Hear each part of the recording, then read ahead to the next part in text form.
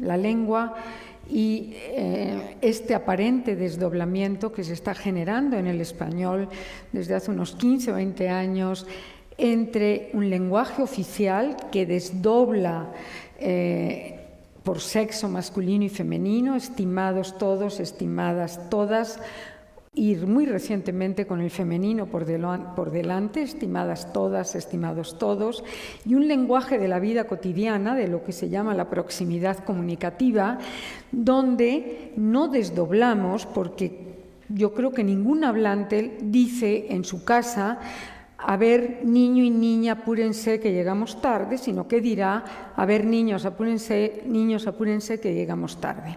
Entonces, esta situación de desdoblamiento genera polémica y hay que explicarla, y bueno, en lo particular yo tengo una posición y hay algunos miembros de este colegio y de otras instituciones que tenemos una posición similar, y también hay posiciones divergentes al respecto.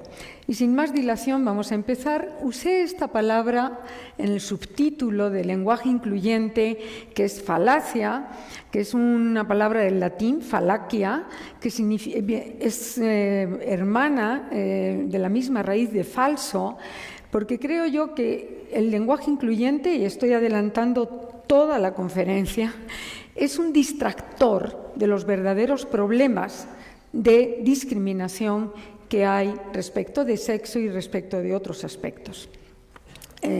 La definición que da el diccionario de la lengua española de falacia es engaño, como primera acepción, y la segunda es hábito de emplear falsedades. Más que falso, es un distractor, es un falso problema. A eso voy, por eso usé falacia, porque es un falso problema que deja contentos a muchos y distrae del verdadero problema de fondo. Entonces, para ver el problema, vamos a empezar ya. A ver, ahora. Primero hay que ver la relación entre lengua y sociedad. Después veremos aspectos concretos gramaticales, después de discurso, de cómo se construye el discurso. Después veremos el problema de valoración, que es complejo, qué hacemos los seres humanos con la lengua, valoramos constantemente, y después veremos los hechos de la discriminación real.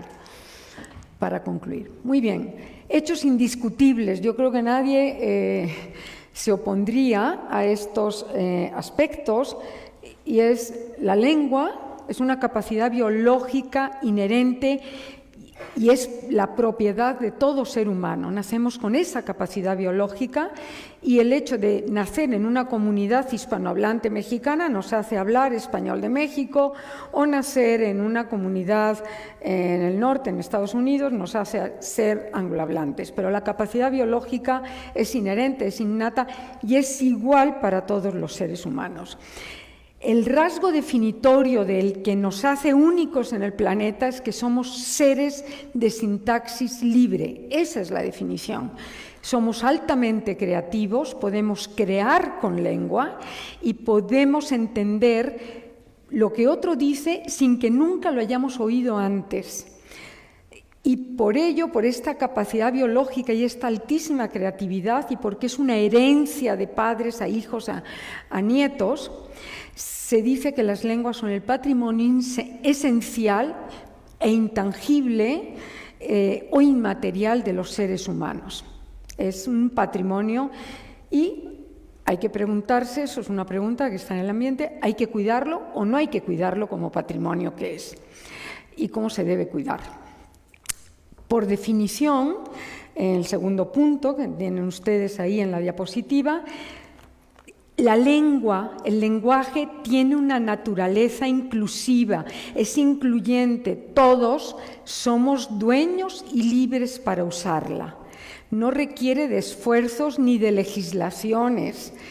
Nacemos con la capacidad de hablar una lengua, se concreta en lengua española de México por haber nacido en este país, y nadie nos tiene que decir cómo esforzarnos para hablar español, ni ninguna legislación para hablar español. Cualquier imposición en cómo usar la lengua es un acto autoritario. Eso es así, porque la lengua es un acto de seres libres y las imposiciones de cómo usarla son actos de autoridad. También es indiscutible que existe una estrecha relación entre lengua, sociedad, cultura y cómo valoramos al otro según habla de una manera o de otra. Es constante esa relación, esa dialéctica es compleja, es constante. Y también creo yo que es indiscutible que los intentos de adoctrinamiento ideológico oficialista de cualquier tipo siempre prohíben y recomiendan ciertos usos del lenguaje. La historia de la lengua ha pasado por etapas donde se recomienda decir de tal manera y se prohíbe, o se prefiere esta otra y se prohíbe de tal manera, y los resultados han sido en general nulos a lo largo de la historia no solo de la lengua española, sino de otras muchas lenguas. Por supuesto que existe inequidad social y existe discriminación hacia la mujer. No somos minoría biológica, somos el 50 o el 51% de la población en el planeta, pero se nos trata como una minoría porque se nos discrimina. Y tenemos discriminación, igual que hay discriminación hacia minorías sexuales, minorías étnicas, raciales, etcétera, etcétera, un largo etcétera de discriminación del que México no es exclusivo. O sea, México es un país más, una comunidad hispanohablante tan discriminadora, igual o menos o más que cualquier otro país hispanohablante o que cualquier otro país de cualquier otra lengua. ¿Y qué tiene que ver la lengua con la inequidad y con la discriminación de sexo? Pues nada, absolutamente nada, pero también tiene que ver mucho.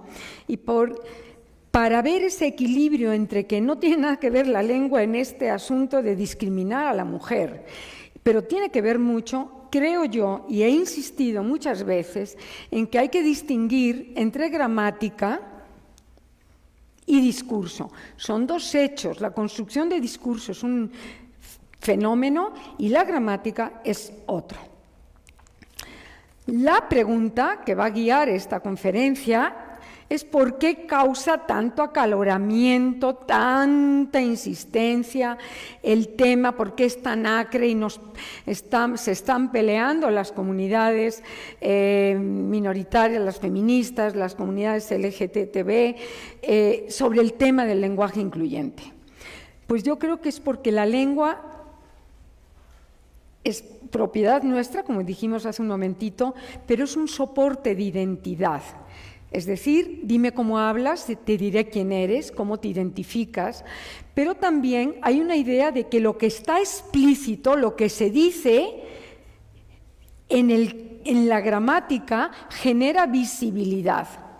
O sea, y lo que no se dice no existe. Entonces, si yo digo, sean todos bienvenidos, aparentemente dejamos fuera a las mujeres.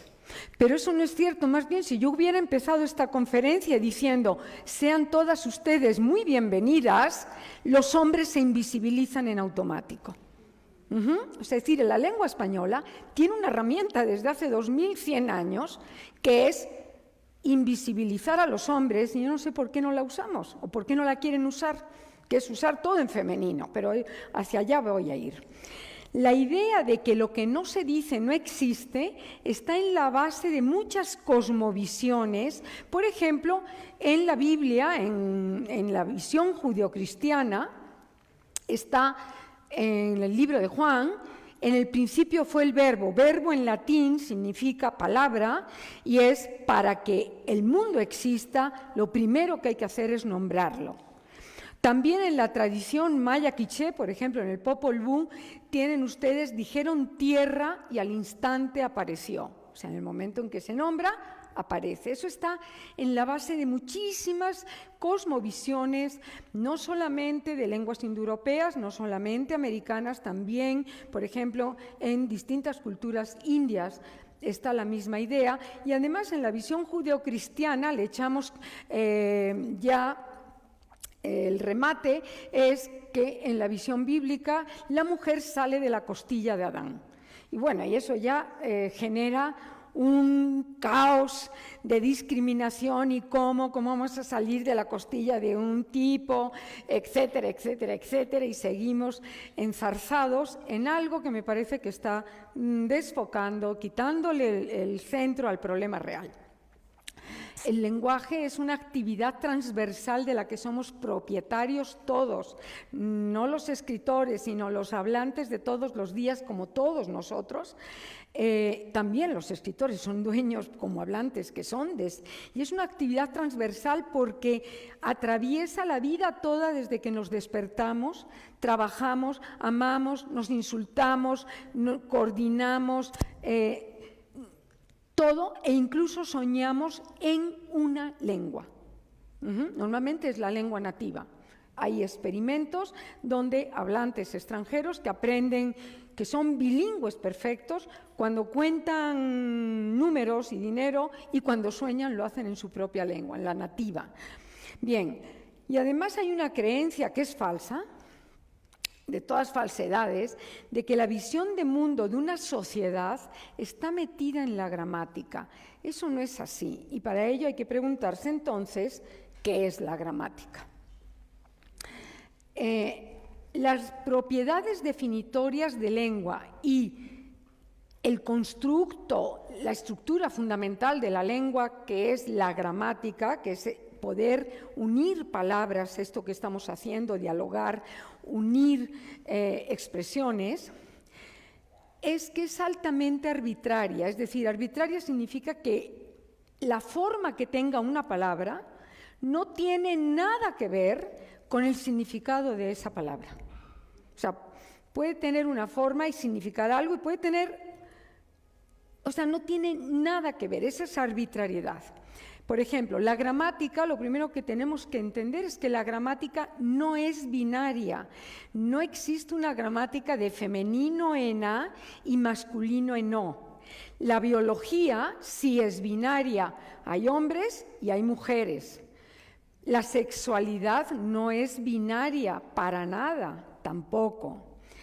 La gramática, dada su arbitrariedad, o sea, la no relación directa entre la forma que tiene la palabra y el significado que adquiere la palabra, tiene muchísimas posibilidades, y si ustedes van a cualquier diccionario van a encontrar que hay 4 marcas de género para la lengua española. Femeninos que acaban en O y no en A, también hay femeninos en A, como mesa, la mesa, pero hay femeninos en O, la mano, y tan es arbitrario el modo de que esto sea un O que es femenino, que en muchas variantes del español el diminutivo de mano se construye en femenino, como nosotros, la manita, pero en Chile, en Uruguay, en Argentina se construye la manito. O sea, totalmente arbitrario. La solución, que acaba en O también, es femenina. Hay masculinos en A, muchísimos, el problema, el tema. También los diccionarios marcan COM, que significa género común, y es que se pueden decir en masculino o en femenino según a lo que se aluda, el referente, se llama el referente, el estudiante, la estudiante. Y después los diccionarios ponen unas marcas que son AMB, ambiguo, y es que se puede, el mismo referente se puede decir en masculino o en femenino. Juan es un lacra y Juan es una lacra, y podemos decir yo hago unos abdominales pésimos todas las mañanas, o hago unas abdominales, que es la preferida en México, pésimos todas las mañanas, o buenísimos, no sé, me da igual. Es decir, tan es arbitraria la lengua que puede tener un singular masculino, el arte, y un plural femenino, las artes.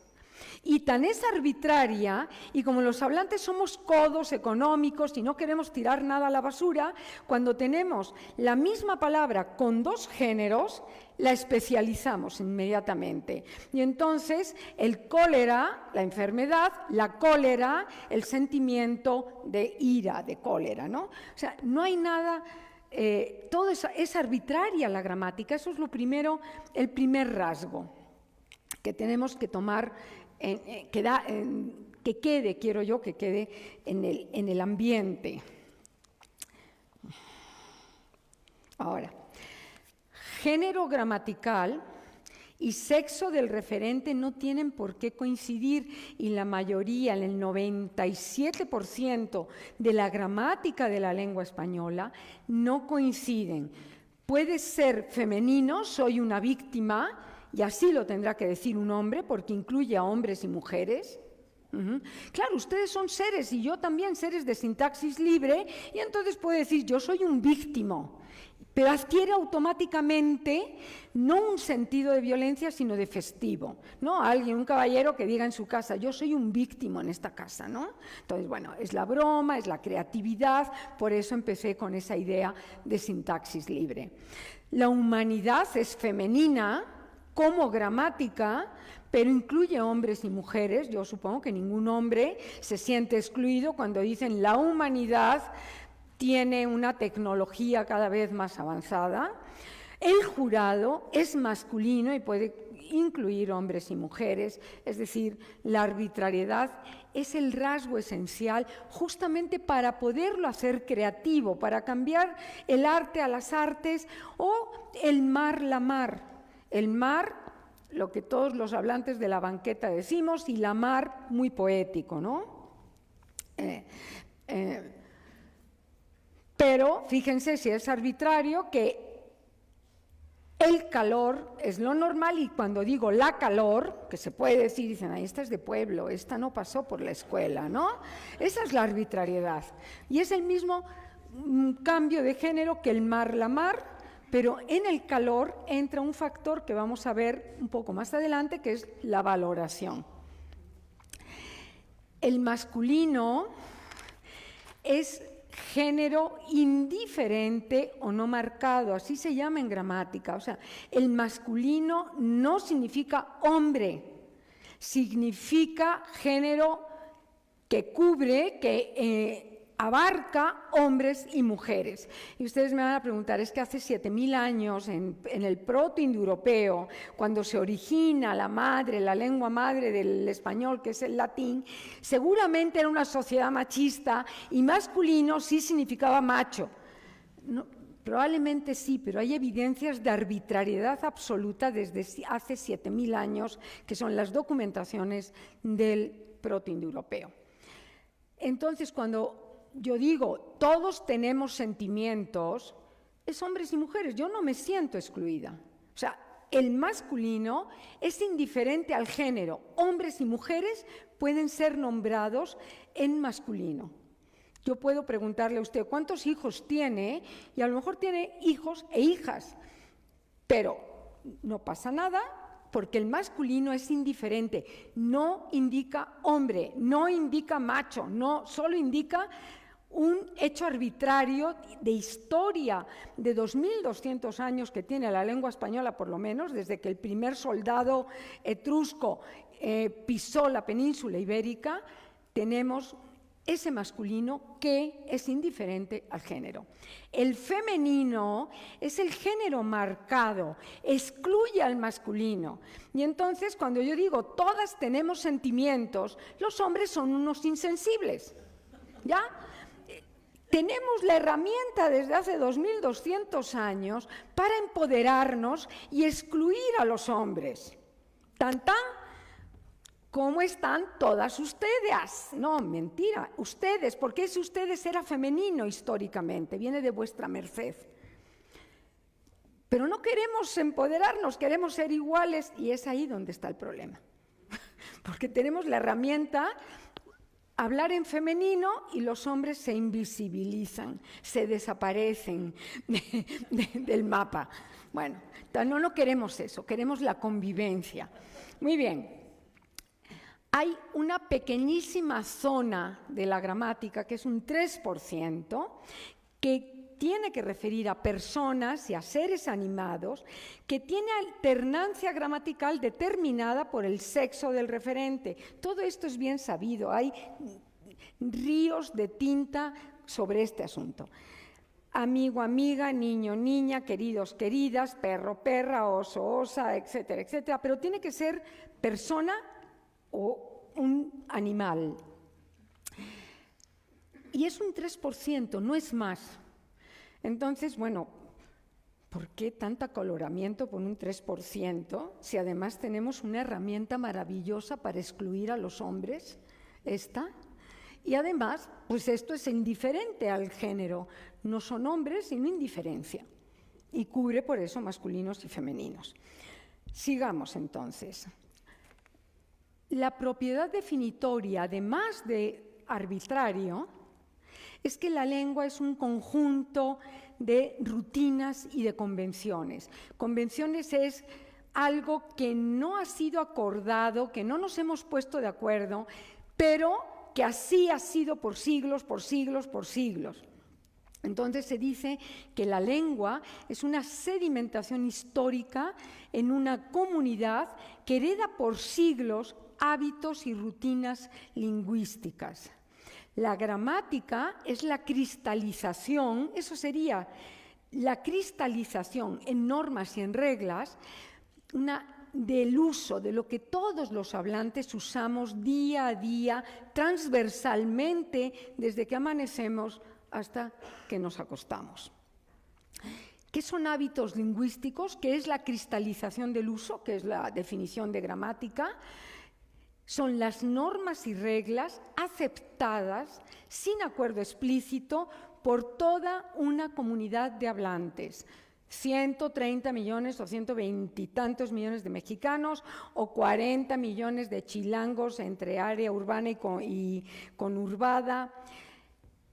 En el sentido de que tenemos reglas, convenciones, hábitos, es similar, parecido a la normatividad del derecho. Pero a diferencia del derecho, la lengua nunca se ha regulado mediante una ley escrita, ni existen acuerdos previos. Yo no me he puesto de acuerdo con la señora para que ella me entienda y yo la entienda a ella, si hiciera una pregunta. No, es una convención. Ese acuerdo no explícito, por eso se dice que es un sistema convencional, no explícito, lleno de convenciones y altamente simbólico. Eso es lo que define a una gramática. Es la cristalización de usos que, como tienen que ser válidos para 130 millones, en el caso de México, no tienen por qué remitir al mundo real y por eso es arbitrario. Si la gramática tuviera que remitir al mundo real, no seríamos seres de sintaxis libre, no podríamos crear metáforas, no podríamos hacer chistes, no podríamos crear literatura de ficción, tendríamos que describir lo que estamos viendo nada más. Y no ha habido ninguna lengua sobre el planeta jamás que sea constreñida a la realidad. Por eso es simbólica, es altamente abstracta, automática. Y entonces, ¿cuál es el efecto o cuál es el resultado de que sea arbitraria y convencional? Que si ustedes rompen la convención, no tiene éxito comunicativo, no tiene efecto. Yo puedo decir por mis ovarios y no hay efecto, pero si digo por mis huevos, que es así. ¿Es la convención? Por supuesto que no tengo huevos, tengo ovarios. Pero si yo digo por mis ovarios en un acto de feminismo, pierde efecto comunicativo. Ese es el secreto de la gramática. Y entonces, entre mujeres, es un asunto etario de unos 30 años o menos. Oye, güey, ¿me das un cigarro? Nadie dice, oye, huella, ¿no? Porque además empieza uno a pensar en la huella, que no quede huella y cosas por el estilo, ¿no? Las mujeres dicen güey y ahí no se están peleando. O sea, porque es una convención absoluta, porque el masculino güey recubre todo, masculinos y femeninos, y es mucho más eficiente decir por mis huevos, que esto va a ser así, a decir por mis ovarios que esto va a ser así. Entonces, si digo por mis ovarios, ni me pelan. Pero si digo por mis huevos, me empiezan a poner atención, ¿no? Entonces, no tiene ninguna relación con el mundo real, es un hecho arbitrario, convencional y simbólico, altamente abstracto. Sigamos. Para que vean la cantidad de posibilidades que hay, nadie ha dicho que el español sea una lengua típica, marcando masculino y femenino en ese 3%. Más bien es una lengua bastante escasa en sus características, es un poco atípica. Miren, hay lenguas sin marca de género, ninguna, o sea, el finlandés, el turco, el farsi, que es la lengua de Irán, el mixteco, el zapoteco, todas las lenguas amerindias, o sea, todas las que van desde Canadá a la Patagonia, a la Tierra del Fuego, tienen un rasgo diferenciador, es que nunca han marcado género, nunca. No les interesa, están obsesionados, por ejemplo, por la posesión, como en las lenguas mayas. Están obsesionadísimos por el mundo del respeto y la reverencia, la reverencialidad, como el náhuatl. Están obsesionadísimos por la animacidad, como lenguas de la Amazonia, o están obsesionados por la forma de los objetos, como la lengua totonaca. Pero el género no pasa ni por aquí, ni pasó, ni ha pasado jamás en los 5 o 6 mil años de profundidad histórica que en promedio tienen las lenguas de este continente. Hay lenguas con 2 géneros, como el español. ¡Ay, perdón! Vámonos para atrás. Hay lenguas con 2 géneros, como el español, como las lenguas románicas, que tiene algunos restos de neutro, ¿no? El bueno, el malo y lo bueno, lo feo, ¿no? Ese lo, que es un resto de neutro, muy poco activo en general, tiene algún resto, pero tiene 2 géneros esencialmente para esa zona de animacidad, que es un 3-4%. Hay lenguas con 3 géneros, perdón, es que estoy yo y la tecnología, lenguas con 3 géneros, como el latín y el griego, claramente.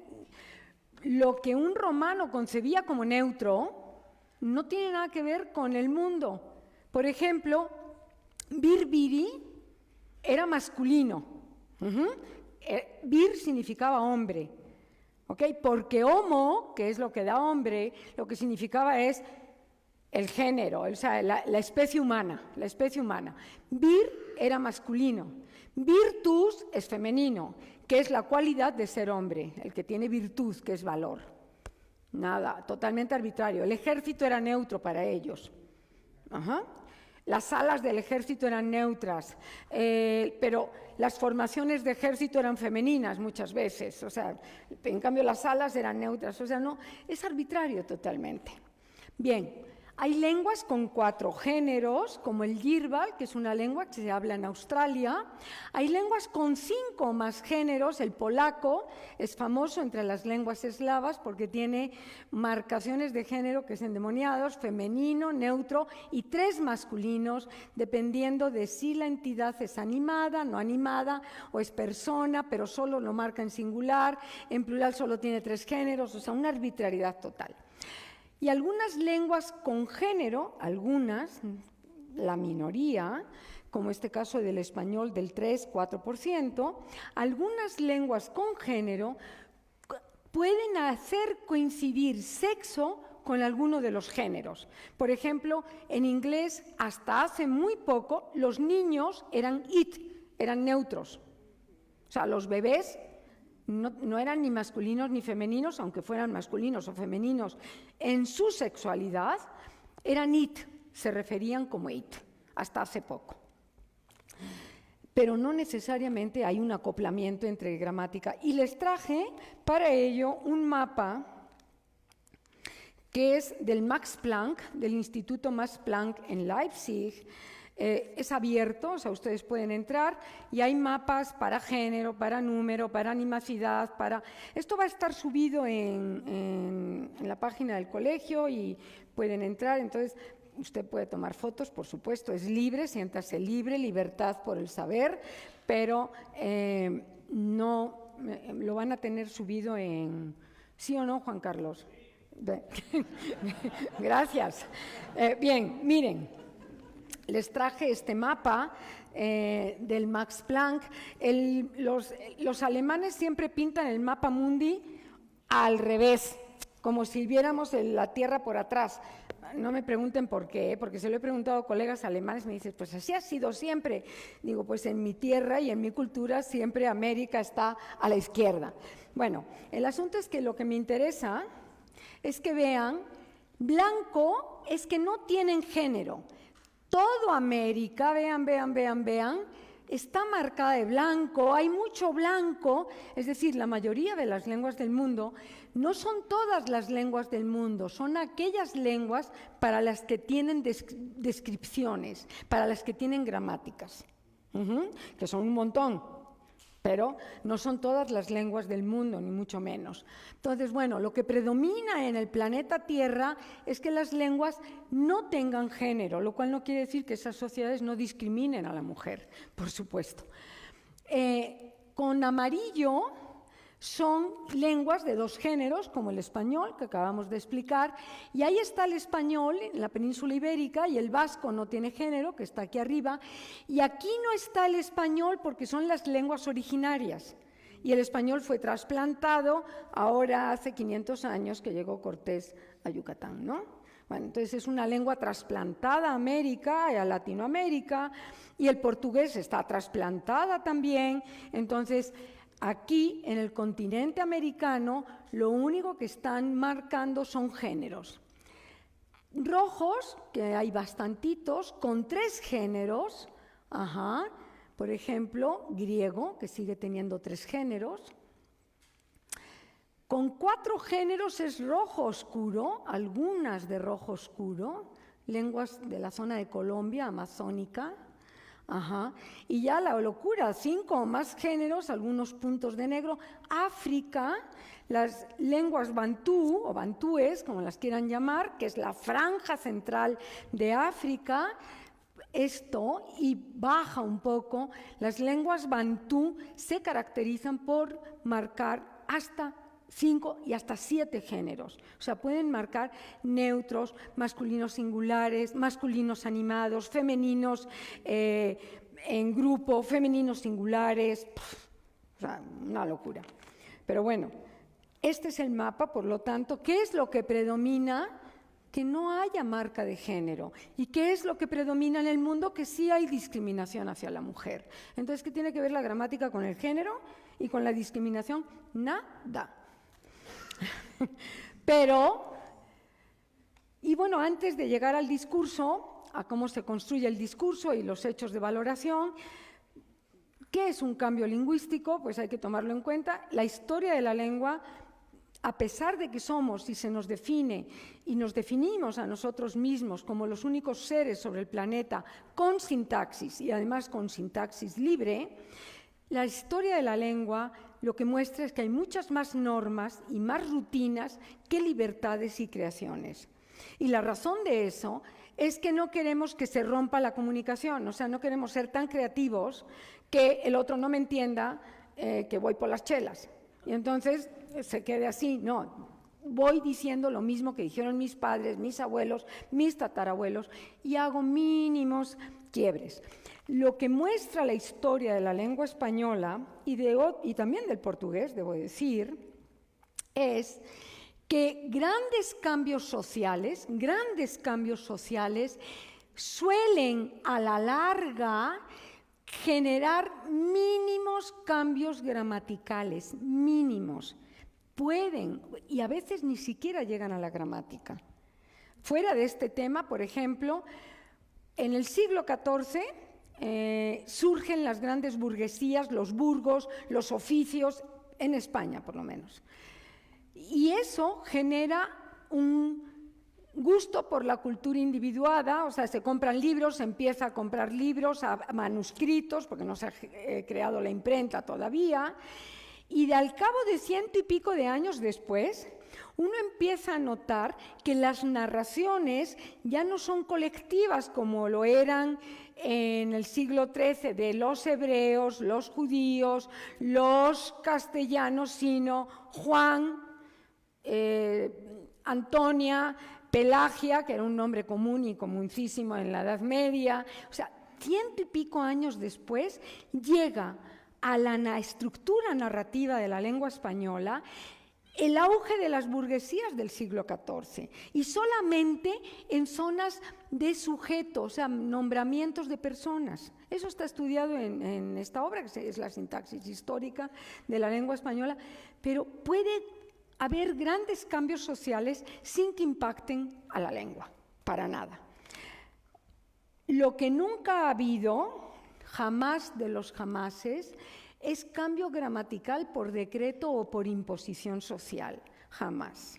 Y es más, cuanto más nos imponen algo, más rebeldes nos volvemos y menos caso hacemos. Entonces, los académicos nos pasamos la vida diciendo, dígase así porque estamos cuidando la valoración, o se prefiere esto, y entonces, ¡pum!, todo el mundo dice lo contrario, no pasa nada. La esencia del cambio, la esencia, es que nadie quiere cambiar nada, somos codísimos como hablantes. ¿Por qué? Porque queremos evitar quiebres comunicativos, tenemos que lograr economía y rapidez en indicar órdenes, afectos, en dar. La lengua no es para decir hay sentimientos, la lengua es para que el otro haga lo que yo quiero y que yo haga lo que él quiere o ella quiere cuando le toque el turno de hablante. Eso es lo que uno ve en la historia de 2000 años del español, que no es para mostrar sentimientos, también sirve para eso, es para interactuar así, a velocidad de rayo. Y tenemos que tener por ello efecto inmediato. Entonces, si somos muy creativos, el efecto inmediato empieza a debilitarse. El cambio gramatical se caracteriza porque es inconsciente, es constante, es imperceptible, es gradual y no hay ninguna garantía de que algo vaya a cambiar, aunque haya grandes cambios sociales. Bueno, pues este es el resumen de gramática y cambio lingüístico y ahora vamos a un gran problema, que es la valoración. La gramática no es ni buena ni mala. Para la gramática solo hay hechos gramaticales y hechos agramaticales. Si yo digo Juan y Pedro viene y no concuerdo en plural, no pongo plural, el Juan no va a ninguna parte, solo es Pedro el que viene. Se queda Juan colgado, ¿no? Entonces es una rutina que se tiene que concordar en género y número. La gramática no tiene ni bueno ni malo, ni peor ni mejor, ni bonito. Todas las gramáticas de todos los hablantes, porque la actualizamos acorde con nuestro grupo y con nuestra actividad transversal cotidiana, son gramaticales en el momento que las expresamos. Para la gramática no hay ni bueno ni malo, ni peor ni mejor, lo que hay es gramatical o agramatical. Si usted quiere decir que los dos vienen, Juan y Pedro vienen. Hay que ponerlo en plural, porque si no, el otro no viene, el Juan no viene. Eso es un hecho de gramática o de agramatical. Pero los seres humanos estamos todo el día valorando al otro. Entra una dialéctica que es la valoración y ahí es donde entran los problemas. A veces una buena valoración hace que prospere algo en la gramática y una mala valoración, la misma forma, con la misma estructura, se inhibe. Y lo que está pasando ahora es que estamos valorando qué es correcto o incluyente contra lenguaje sexista no incluyente. Y entonces, ya que estamos hablando del lenguaje sexista, con el sufijo ista, pues hay que preguntarse si el sufijo ista es peyorativo, es malo, ¿no? Y entonces, bueno, machista sí, por supuesto, tiene tache, ¿no? ¡Qué horror! Machistas, ¿no? Por favor, una sociedad machista, horrible, ¿no? Sexista, tache total, por horrible. Nacionalista, pues depende del periodo, ¿no? Depende del periodo. En la Alemania nazi, terrible, pero en la Revolución Mexicana, perfecto. Y progresista, pues claro, perfecto, ¿no? Todo está bien, ¿no? Perfecto. O sea, vean el mismo sufijo valorado de modos muy distintos y los organismos oficiales han creado unos manualitos de buen uso del lenguaje incluyente, de corrección política. Y entonces están llenos de estos normativas impuestas que son totalmente autoritarias, y es que los maestros y las maestras harán tal cosa, pero los maestros tiene tache. O sea, no podemos usar el masculino incluyente. Se prefiere el profesorado hará tal cosa, a los maestros harán tal cosa. ¿Cuántos hijos y cuántas hijas tiene usted? Eso es lo políticamente correcto ahora, en vez de cuántos hijos tiene usted. Con lo cual vamos agrandando las cosas. La juventud en edad de votar en vez de los jóvenes en edad de votar. Es decir, la juventud es femenino, los hombres pues no, creo yo que no se sienten excluidos. Los jóvenes en edad de votar, yo no me sentía excluida cuando tenía 18 años y pude hacer mi primer voto, ejercer mi primer voto. Y también se buscará la comprensión en el aula en vez de se buscará que el alumno comprenda. O sea, estos manuales están evitando algo que es natural, que es tener masculino y femenino en la gramática del español, en esa franja del 3%. Velemos por la niñez. Se prefiere a velemos por los niños, porque los niños son masculinos, según ellos. La niñez es abstracta, según ellos, pero es femenina, clarísima. Velemos por la vejez y no velemos por los ancianos, y ahora ya ni siquiera por la vejez, velemos por las personas mayores. ¿Ok? Bueno, esto es alguno de los ejemplos en la Secretaría de Gobernación, en Bellas Artes, en el Instituto de Mujeres, en la SEP.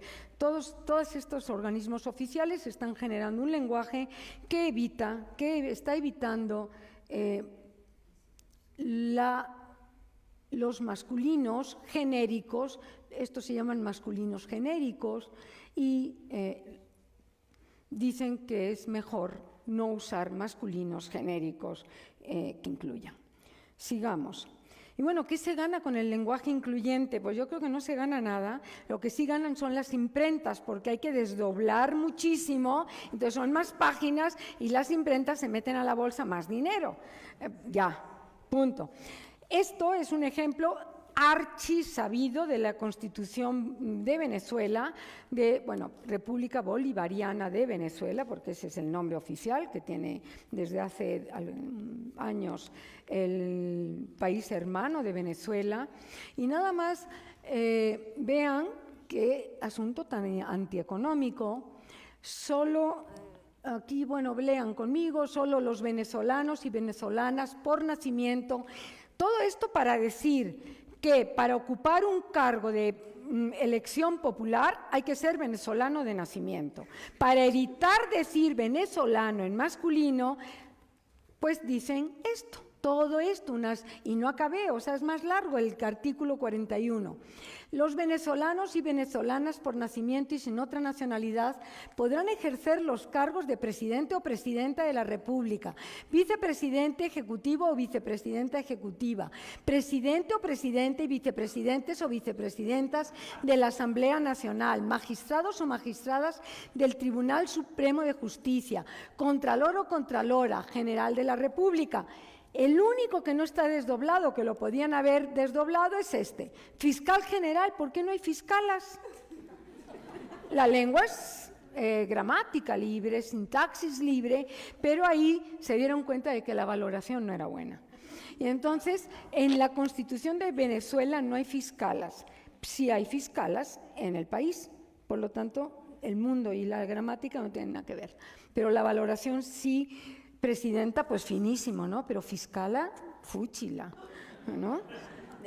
fiscal, esto es un 0. 0 es que está ausente, un 0 en gramática, es así, en la lengua. General de la República, defensor o defensora del pueblo, ministros o ministras de los despachos relacionados con las finanzas. Las mayúsculas también son de la Constitución, o sea, no las puse yo. Bueno, pues yo creo que ganan las imprentas mucho, sin duda. O sea, porque esto se puede decir en 2 líneas.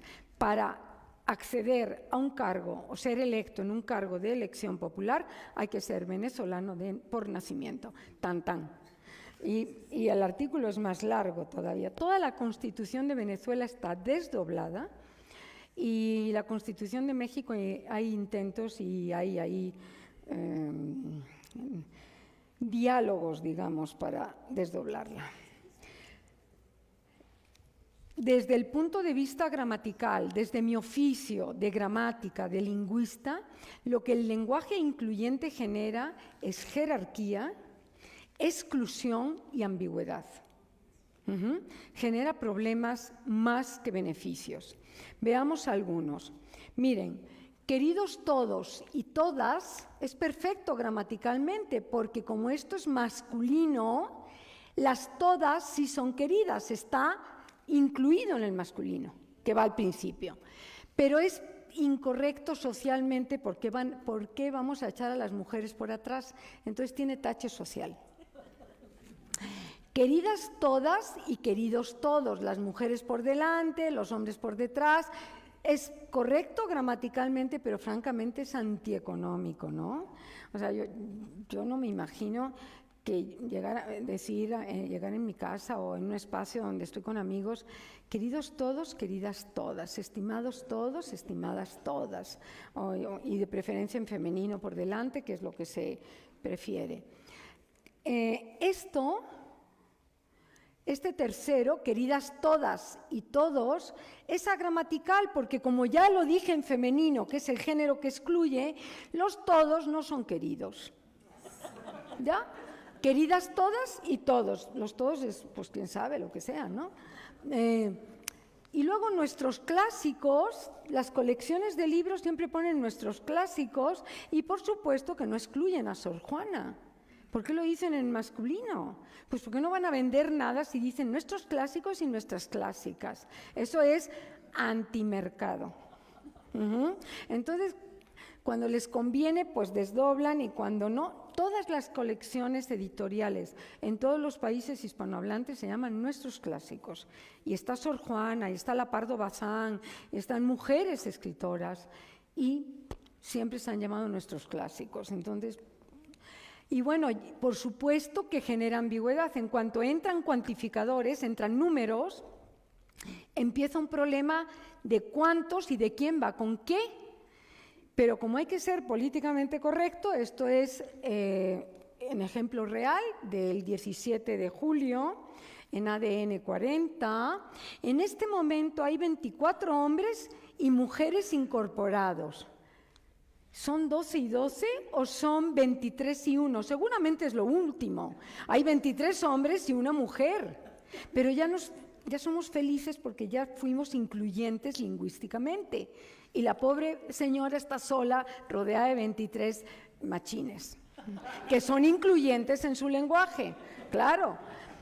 Entonces, para ser políticamente más correcto, no se puede, por ejemplo, si ustedes dicen hay 24 hombres y mujeres incorporadas, que también lo he oído, es agramatical porque lo que está diciendo es que hay por ahí, no se sabe dónde, 24 hombres y un número indeterminado de mujeres incorporadas a una institución.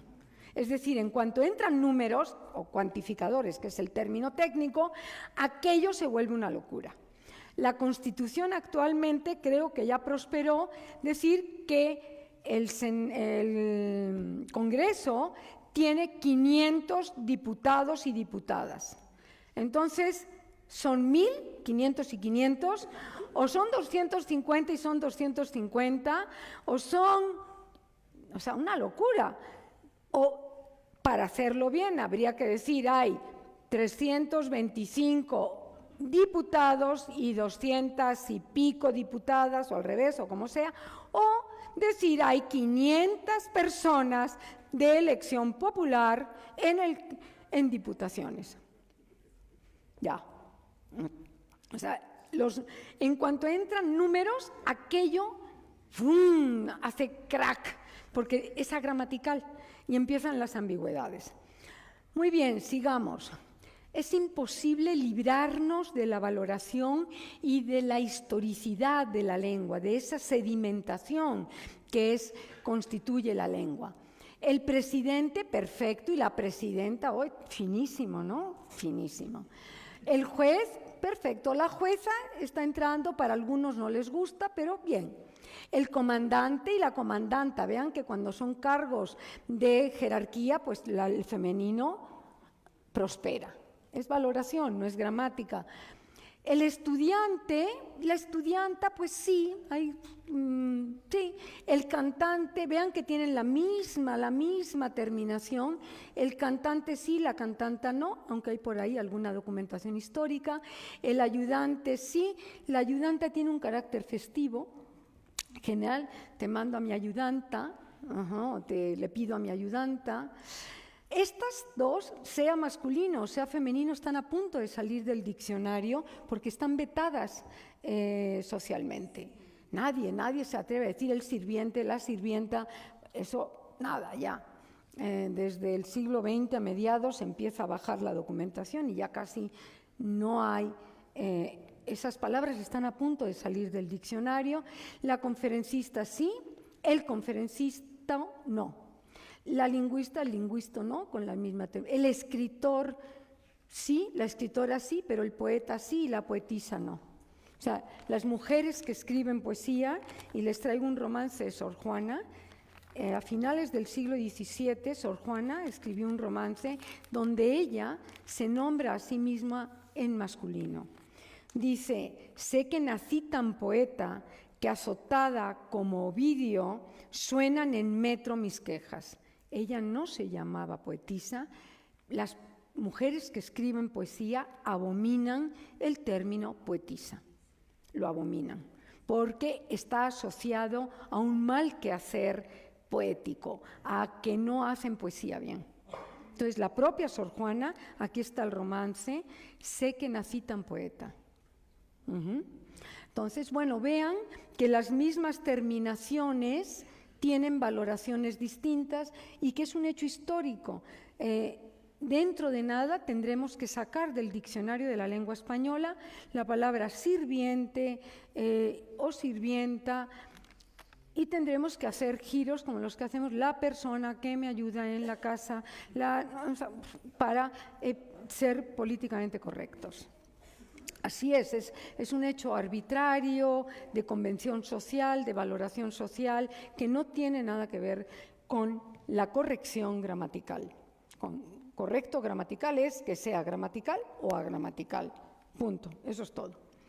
Y avancemos, nada más para decirles que no hay nada nuevo bajo el sol, que hay montones de datos de desdoblamiento que no prosperaron muchos y algunos sí prosperaron. Y aquí les puse algunos históricos, datos históricos. Miren, la declaranta, esto es un corpus diacrónico y diatópico del español de América, es de libre acceso, www.cordian.org, radicado en la Academia Mexicana de la Lengua, y tiene estos datos, que el padre de la declaranta se llamaba Pedro, fue el rancho de la declaranta, presentó por testiga a una india llamada Isabel. En presencia de esta testiga, aunque ustedes saben que la etimología de testigo es testículo, porque solo podían ser testigos los viri, los hombres. Bueno, aquello cambió y para el siglo, para el siglo XVI hay testigas, para el siglo XVIII hay testigas, y después estuvieron mal valoradas, se pierden, en el siglo XIX no hay, y vuelven a entrar ahora en estas discusiones de visibilidad femenina. Esto es de la crónica de Guamampoma, castigados y penados y desterrados de la doctrina, ellos y ellas. Esto es México, y daréis mis besamanos a todos esos señores y señoras. Esto es Carlos de Sigüenza y Góngora, coetáneo de Sor Juana. Como ustedes saben, muchos y muchas advertiremos tal cosa. Esto es un documento del sur de Estados Unidos que, como saben, pertenecía a la Nueva España hasta bien entrado, pertenecía a México hasta bien entrado el 19. Confesaron y comulgaron muchos y muchas 2 cuaresmas con el dicho Fray Vidania, y recientemente había un programa en los años 80 donde Héctor Suárez decía chicharrón de puerco y puerca y estaba desdoblando en esa zona de animacidad y causaba gracia, etcétera, etcétera. Quiere decir que esto no es nada nuevo, esta discusión. Ahora, el uso social que se hace de la gramática. La gramática es neutra, es arbitraria, pero entran los hablantes y valoramos los mismos hechos de manera diferente, como ya vimos. Y ahora el discurso. Yo creo que el discurso sí puede ser altamente discriminador, y lo que es peor es que no nos damos cuenta, porque no nos damos cuenta de cómo redactamos. Tendríamos que enseñar a redactar bien y con respeto. Y estos son datos reales, lo que traigo. Miren, los seres humanos, esa es mi opinión, sí podemos discriminar, y nos pasamos la vida discriminando en la construcción del discurso. Esto es un hecho real, eso es un dato real de una institución, que no voy a decir cuál, pero no es esta, no. Es otra a la que pertenezco. Se decidió el siguiente perfil profesional en la institución: un arqueólogo, un arquitecto, un antropólogo, un médico o una mujer académica, lo que caiga, da igual. Eso es discriminatorio, por supuesto. Ahí va Concepción Company, mete una carta y dicen, ¡ay! No nos dimos cuenta. Digo, no, si eso es lo peor, es que no se dan cuenta. Bueno, normalmente, si ustedes leen periódicos, cuando se otorgan premios o se otorgan reconocimientos, cuando son hombres, porque no les enseñan a los periodistas cómo hay que respetar. Sí les enseñan, pero la redacción les enseñan la corrección política, pero la esencia de la redacción está en la sintaxis. Y entonces, vean esto, cuando es un hombre, el masculino va a la cabeza, se llaman zonas de prominencia cognitiva, porque el otro, el oyente, el primero que pesca es a Juan. Fue reconocido con concordancia con en Juan, y el premio va a la cola, se llama oblicuo, en la zona de cauda de la sintaxis, con el premio Cervantes. Cuando son mujeres, muchas veces, muchas, yo tengo un fichero no pequeño, el premio Cervantes va por delante, le fue otorgado en pasiva, y la concordancia es con el premio, y la pobre Juana está en la cola. El premio Cervantes le fue otorgado a Juana, y nos quedamos tan tranquilos, ¿no? Y ya el colmo, porque esto está documentado. Juana se sacó el premio Alfonso Reyes. Bueno, ¿qué es la lotería o qué? Pero además tiene este C, que es un C no reflexivo, sino un C aspectivo de involuntariedad, como el niño se cayó de la cuna. El niño no se quiere caer de la cuna. Es ese C de acto involuntario que tiene la lengua española, es un C aspectual, y entonces aparece la pobre Juana con un C involuntario. Se sacó el premio Alfonso Reyes. Esto sí es discriminador. Debo decir que yo protesté por estas dos. A mí nunca me han dado el premio Cervantes, esto está construido, pero me han dado algún otro premio donde yo estaba en la cola, y el colega que había sacado un premio similar, pero en otra área, estaba en la cabeza. Y entonces, ¡pum!, otra carta. ¡Ay! ¡Ay! Bueno,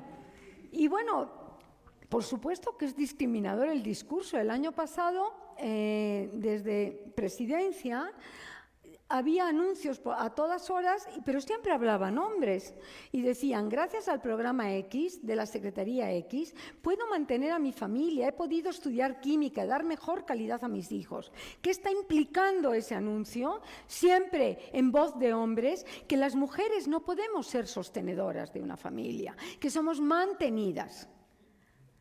Por Dios, eso es una discriminación. También escribí como académica de la lengua a presidencia, estoy esperando que me respondan. También estoy esperando que me respondan como el premio Periquito le fue concedido a también, y además ponía un también. También el premio Periquito le fue concedido a Concepción Company, el también, ¿no? Así como, bueno, eso es una discriminación, señores, aprendamos a redactar mínimamente con equidad. Y ahora, bueno, esto está proliferando. La Universidad de California, esto es una foto del campus de San Diego, en Estados Unidos, donde hacen esto, pero es obligatorio ya en la Universidad de California. Los campus, en vez de history, que es del griego, esa H, por supuesto, y esa I, es una palabra griega, los anaqueles ponen herstory en aras de la corrección y...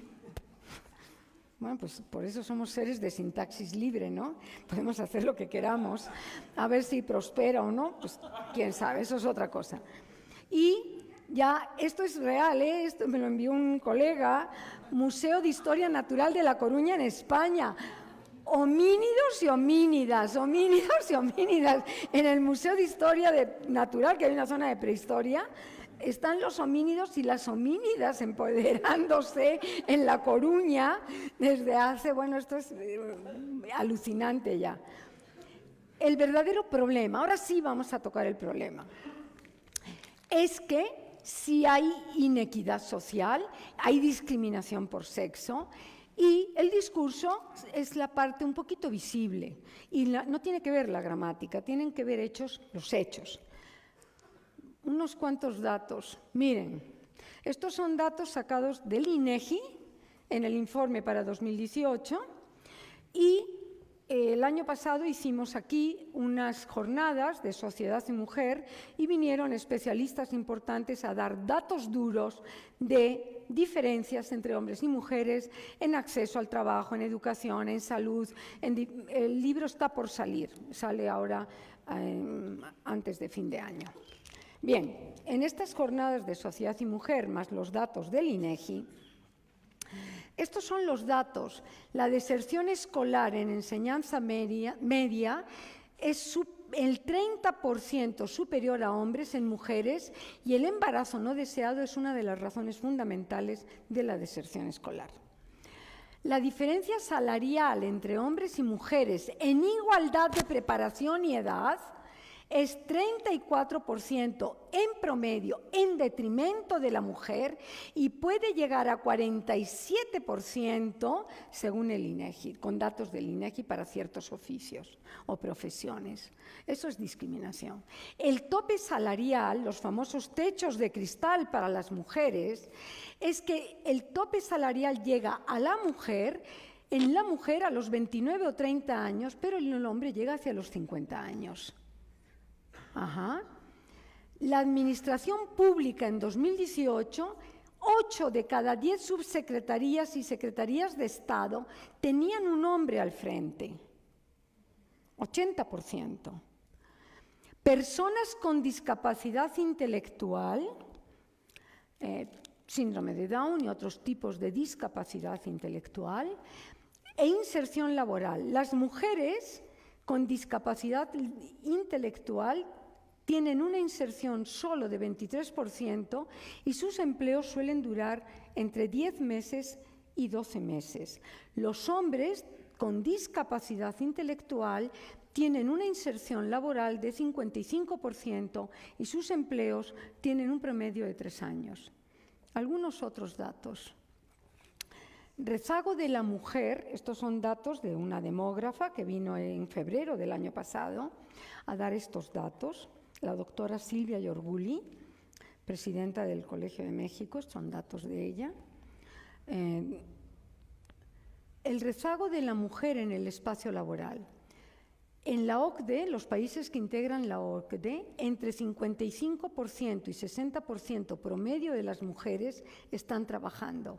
En México, solo alcanzamos de 35 a 47% de incorporación laboral de mujeres. Somos el tercer peor país en toda América Latina en incorporación laboral de mujeres. Solo nos gana Bolivia y nos gana Ecuador. O sea, Uruguay anda en estas tasas, en estas cifras de incorporación, Argentina anda entre estas cifras, Chile también, Brasil, bueno, mujeres con grado alto de escolaridad universitario, solo 2/3 partes llegan al mercado laboral porque por voluntad propia deciden quedarse en casa. Porque hay todo un ambiente social de presión que cuando uno tiene un hijo, empieza todo el mundo a decirle, no te vas a dedicar a cuidar a tu hijo, pero sí es lo más importante de la vida. Y entonces empieza aquello, bueno, por supuesto que se pueden tener hijos, yo tengo 2 y no pasa nada y aquí estoy, ¿no? ¿Ya? O sea, no son excluyentes, pero a eso vamos a ir en la siguiente diapositiva. El asunto es grave porque no ha cambiado en los últimos 10 años la estadística. Mujeres con altísimo grado de escolaridad no entran al mercado laboral porque no quieren. Y claro, cuando dicen, no, primero voy a criar a mis hijos y después voy a entrar al trabajo. Por favor, pero si entran las generaciones que vienen atrás empujando, usted ya está desactualizada por completo. Eso es así, ¿no? Cualquier profesión. Embarazo adolescente, la cifra más alta de toda América Latina la tiene México. Y esto ya son datos también del doctor Raimundo Campos, que ahora está en el Banco de México. A las mujeres se les pide buena presencia. O sea, se busca gerente, por ejemplo, en las zonas hoteleras. Esto lo prohibió la Suprema Corte de Justicia hace 2 años, pero no hacen ni caso. No lo ponen en el periódico, pero cuando llegan a la entrevista sí discriminan. Se busca gerencia para hotel me lo estoy inventando en este momento, con maestría en administración pública en universidad tal, de tal característica. Punto. Mujeres, buena presencia. Y los hombres pueden estar calvos, gordos, bueno, los calvos pueden ser muy interesantes y sexys, ¿no? No pasa nada. Pueden estar gordos, calvos, como sea. A ellos nunca jamás. Ajá. Y estamos peleando por el estimados y el estimadas. Y entonces, fíjense los datos del doctor Campos. Mujeres con tez blanca son más llamadas a entrevistas laborales que las mujeres con tez morena. Terrible, porque además es racismo, discriminación racista. Los hombres no importa, son prietos, güeros, mortecinamente blancos, prietamente sabrosos, eso no importa. En los hombres no es una variable que incida en el trabajo. Mujeres con sobrepeso, menor salario que las mujeres sin sobrepeso. También dio Raimundo Campos un dato, y es que las mujeres bajitas, esas tienen muchas menos posibilidades. Es decir, yo estoy en el desempleo total, ya. ¿No? Ya, punto. En los hombres no incide, pueden ser morenos, prietos, blancos, mortecinos, sobrepesos, panzones, calvos, lo que sea. A ellos no se les exige. Y nosotras estamos peleando por el estimados y el estimadas, por la visibilidad del estimadas, y no estamos dando las batallas donde tenemos que estarlas dando. Y un larguísimo, larguísimo, vergonzante, etcétera, de discriminación por sexo. Bueno, entonces, el peligro del lenguaje incluyente, el problema, porque es un distractor, esa es mi hipótesis, esa es lo que llevo diciendo desde hace mucho tiempo. Señores, a lo que te truje chencha, porque es que nos estamos yendo del problema. Datos. ¿Por qué es peligroso? ¿Por qué es engañoso el lenguaje incluyente? Ustedes son libres, todos somos libres de decir lo que queramos, pero es engañoso porque opaca, ¿dónde ando? O hace olvidar la verdadera lucha por la equidad entre sexos. Ese es el problema. La lucha social y empleo del lenguaje incluyente, por supuesto que no se excluyen, claro que no, pero el problema es que el lenguaje incluyente invisibiliza el verdadero problema de fondo, que es la discriminación, porque estamos todos enzarzados en sí, estimados, estimades, todas, todos, todes y cosas por el estilo. Y la discriminación de los datos anteriores, que son algunos. Bueno, si a los datos anteriores ustedes le añaden la variable indígena, mujer indígena, aquello se va a los 80% de diferencias. Es una cosa vergonzante. Bueno, entonces, ¿por qué el lenguaje incluyente, a mi modo de ver, es peligroso? Porque invisibiliza el problema de fondo sin que se produzca cambio social alguno. O sea, nos pone a discutir en un hecho de superficie y los caballeros tan contentos, ¿no? Diciendo, ay, estos se están peleando por una tontería y yo aquí discriminando. El lenguaje incluyente es vistoso porque se ve, está a disposición de todos, porque todos somos dueños de la lengua. De manera que usarlo aplaca las conciencias oficiales, y más si son masculinas. Propicia la creencia de que hay ahora más igualdad entre sexos e invisibiliza la verdadera lucha social por la equidad entre sexos. Es decir, deja tranquilos a muchos, especialmente si son hombres y en puestos oficiales, y obstaculiza la percepción del problema real de fondo, que hay una discriminación absoluta, total, entre hombres y mujeres. El lenguaje incluyente, a mi modo de ver, es un tema de superficie, no es de fondo. Lenguaje incluyente y corrección política, estos son datos reales de la Casa de la Cultura en Coapa, está sobre la avenida, en la calle Cárcamo, sobre la avenida casi, muy cerca de Miramontes. La pintaron en estos últimos semestres, la pintaron 4 veces, la fachada, por ser correctos políticamente. Yo decía, qué gasto de pintura. Primero se llamó Casa de la Tercera Edad, luego se llamó Casa del Adulto Mayor, luego se llamó Casa del Adulto y Adulta Mayor, y luego ya, ahora está así, ustedes lo pueden googlear o pueden ir, Casa de las Personas Mayores, con lo cual es bastante, porque para mí un señor de 35 y una señora de 35 son mayores, ya son mayorcitos y responsables, ¿no?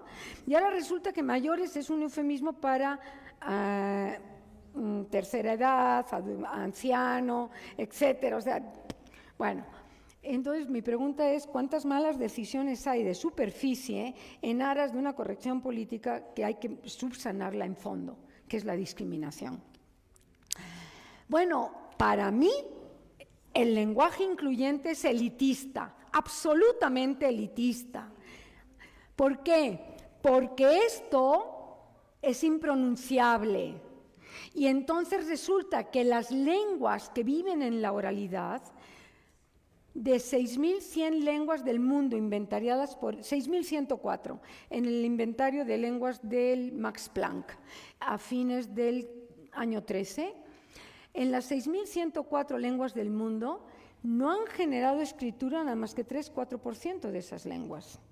Y entonces las otras lenguas no tienen derecho a la equidad. Es impronunciable esto del querido x, todo x. O sea, eso es impronunciable, la verdad. Luego esto, si no tengo un teclado o no sé escribir, también es elitista. Bueno, y primero tendríamos que saber que el origen de esto es una medida, es una arroba, pero como ahí se ve entre una A y una O, quién sabe qué, lo han adoptado y es una medida y que era un tipo de masa, y luego aparecen textos del 16 como un etcétera, o sea, lo demás, el bulto, lo que siga, ¿no?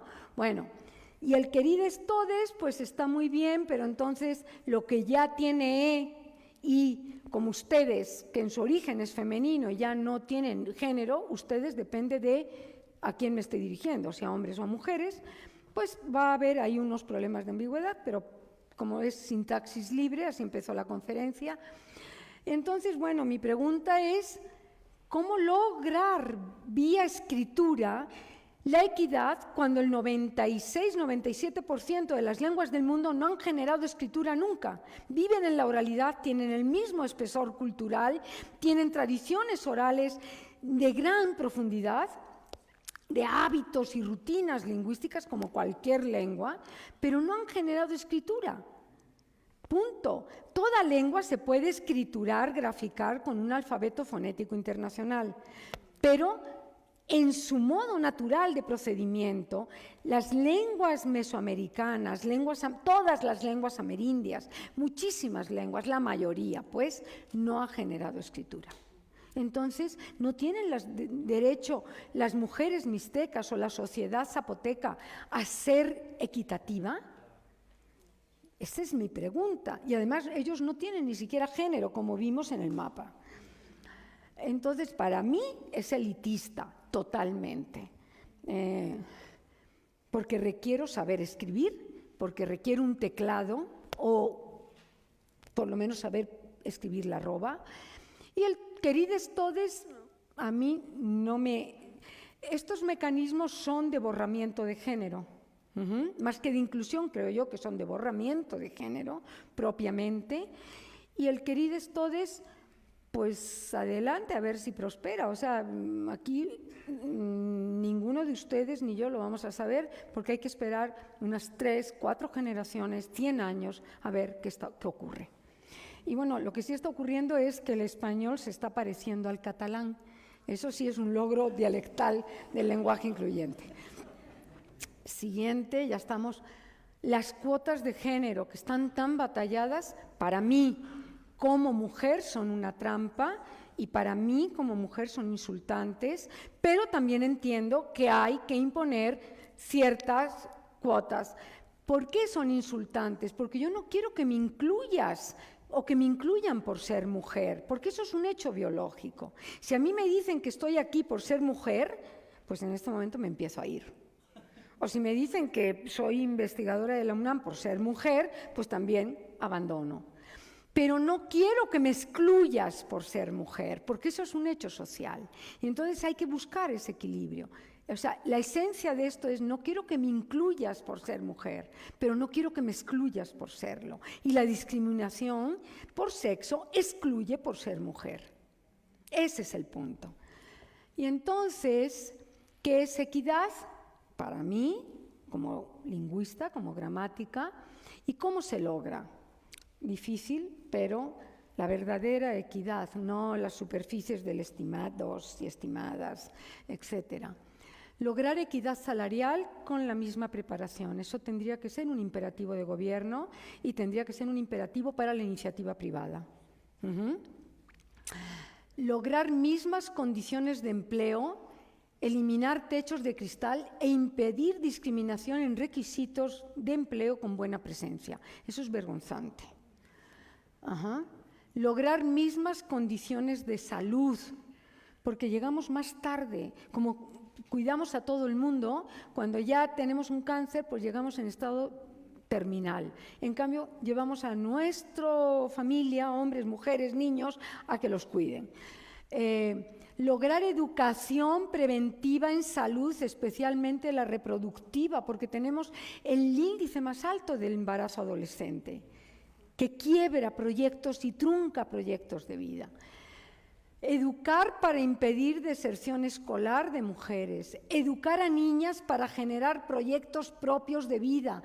La maternidad no tiene por qué ser un proyecto excluyente de nada más. Sí es un proyecto biológico de descendencia, sin duda, y es un proyecto educativo de cómo educar a mis hijos, a los hijos. Pero ese ambiente de no hay nada más importante que un hijo en la vida, no trabajes. Es un ambiente discriminatorio y claro, cuando el otro es el que sale a mantener a la señora que está cuidando al hijo, a la que no le pagan por cuidar al hijo, entonces el otro puede poner la bota encima, porque es el proveedor. Y entonces estamos peleando, pues voy a decir tonterías, como estimados y estimadas. ¿no? Y no estamos peleando que las mujeres nos tienen que educar desde la primaria a tener proyectos propios de vida, que no son excluyentes de la maternidad. Ya, o sea, bueno, a mí me parece que son obviedades, pero bueno. Educar a hombres en el respeto, en la integración a las tareas de todos los días. ¿Qué es eso de que ya llegó tu hermano, dale de comer? ¿Qué? ¿Pero qué es eso, no? O sea, es una cosa que alucina. Educar a hombres y mujeres para generar recíproco respeto, luchar para no ser las cuidadoras de todos. ¿Quién ha dicho que las mujeres tengamos que cuidar a la humanidad? O sea, ¿y quién nos cuida a nosotras? Ajá. La educación primaria actual y desde siempre en México no ha hecho ninguna de las cosas anteriores.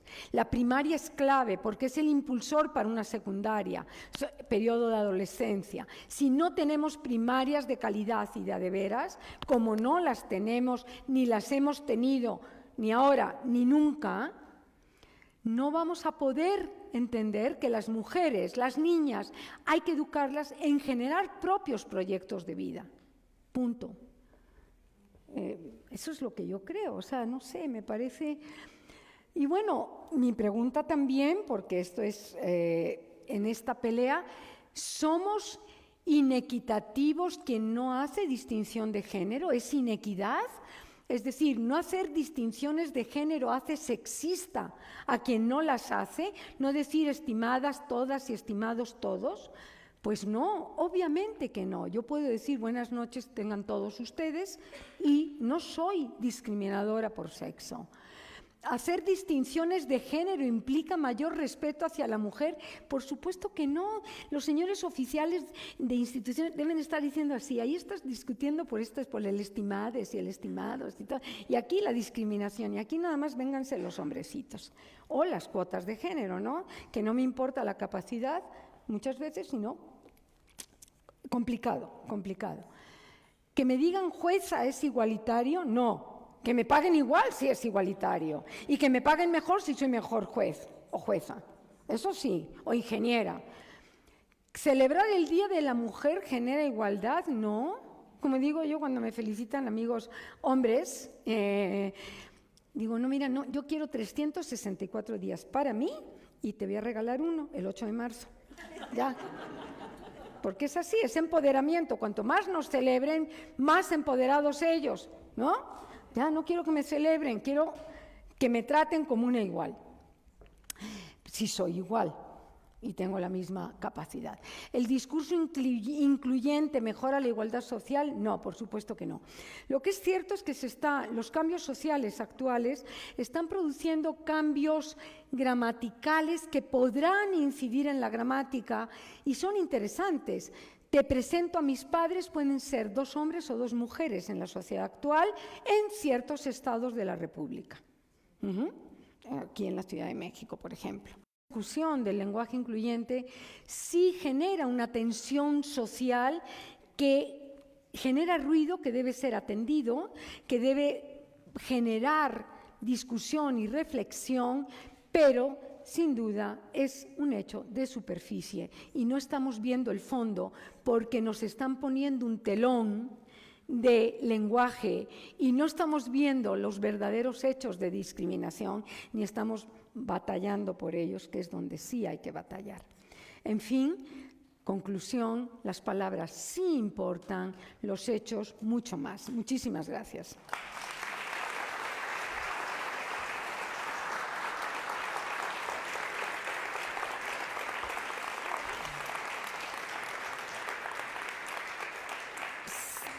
Si quieren, si les parece, unos